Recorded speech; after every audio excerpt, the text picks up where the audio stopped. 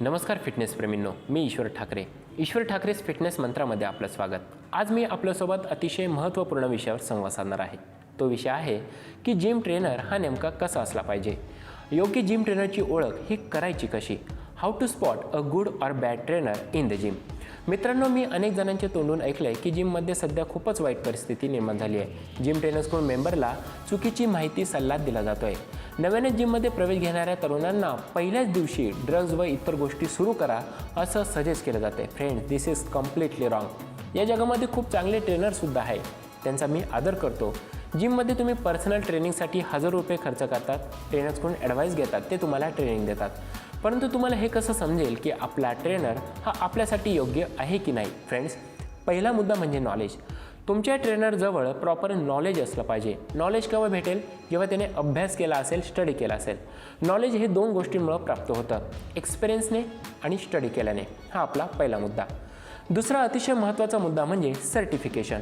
तुमचा ट्रेनर हा सर्टिफाईड असणं अत्यंत गरजेचं आहे. जो काही 3 महिने 6 महिन्यांचा अकॅडमिक कोर्स असतो त्याने तो कंप्लीट केलेला असावा, ज्यामुळे त्याच्याजवळ खूप सारा नॉलेज उपलब्ध असेल. ओके. ज्या ट्रेनरजवळ सर्टिफिकेशन नाही त्याच्यापासून तुम्ही दूर व्हा, कारण त्याने तुम्हाला एक्झरसाईजबद्दल कितीही नॉलेज देण्याचा प्रयत्न केला तरी तुम्हाला त्याचा उपयोग नसणार आहे. तुम्हाला काय माहीत हा आपल्याला सायंटिफिक पद्धतीनं ट्रेनिंग देतोय की नाही. हा जर ट्रेनर सर्टिफाईड असेल तर त्याच्याकडून एक्झरसाईजबद्दल संपूर्ण माहिती घ्या की या एक्झरसाईजचं नेमकं फंक्शन काय आहे, माझ्या बॉडीमध्ये वीक मसल कोणता आहे, माझी स्ट्रेंथ का वाढत नाही. अशा मनातील छोट्या मोठ्या शंका तुम्ही त्याच्यासोबत शेअर करा, तेव्हा तो तुम्हाला एक्झरसाईज प्लॅन बनवून देईल. प्लॅन बनवल्यानंतर तुम्ही त्याला त्या प्लॅनबद्दल रिझन विचारा. रिझन मात्र ते सायंटिफिक असलं पाहिजे. असं नाही की हा एक्झरसाईज केल्याने असं होईल, तो एक्झरसाईज केल्याने तसं होईल.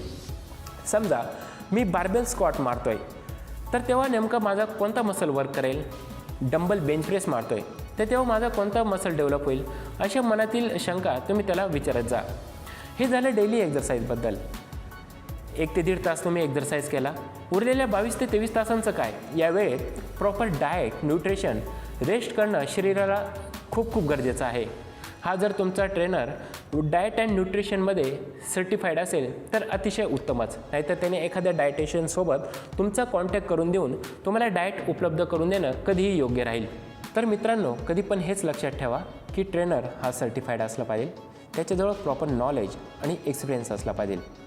मित्रांनो, मला 2 गोष्टी या ठिकाणी नमूद करावंसे वाटतं आहे की काही जिममध्ये अशी परिस्थिती निर्माण झाली आहे की ट्रेनर्स हे फक्त गर्ल्स, मुलींवरच लक्ष देतात, त्यांनाच ट्रेनिंग देण्याचा प्रयत्न करतात. बॉईजकडं मात्र दुर्लक्ष केलं जातं. Friends, this is very bad. जर तुम्हाला असं काही नजरेस पडत असेल तर तुम्ही त्वरित जिमचे जे मॅनेजमेंट असेल, ओनर असेल, त्यांच्याशी तुम्ही संपर्क साधून याबाबत तक्रार करा. आणि दुसरी गोष्ट म्हणजे काही मुलांना असं वाटतं आहे की ज्या जिम ट्रेनरचे डोले शोले भारी तोच उत्तम ट्रेनर. नाही फ्रेंड्स, ट्रेनिंग इथून नाही तर इथून दिली जाते. हे कधीही लक्षात ठेवा. Health is wealth.